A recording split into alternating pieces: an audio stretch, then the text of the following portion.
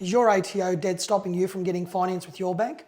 We're seeing a lot of business owners and property investors that are having issues with their banks to get money because they have an ATO debt. So the problem is that the banks are not comfortable if clients have ATO debts, and a lot of the times they won't refinance that ATO debt.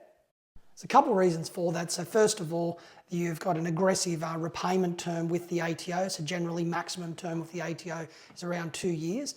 And another thing that a lot of people try and do is tap this onto their home loan. So what they're trying to do is put on their home loan, but if you're looking at a consumer style product, then the banks won't accept that because it is a regulated consumer style product and it's not acceptable for majority of the banks, especially the major banks.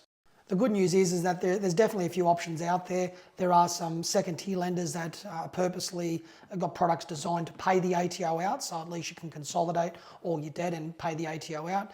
Look, you can get it over a 30-year loan term, but I don't know, given that it's for ATO obligations, whether you want to refinance that over 30 years, but there's definitely that option to be able to do that.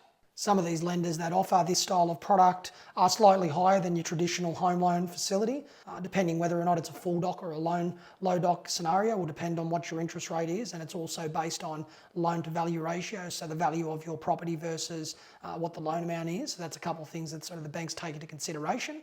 The other thing you need to understand as well is that it's not a fixed facility that you're locked into a contract. It's something that after a year or two, you've had really good repayment history and you've got your business back where it needs to be. You can definitely look at refinancing these facilities for a cheaper rate.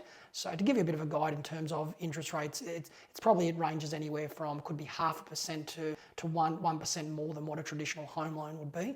Give or take, it could be a bit more, could be a bit less.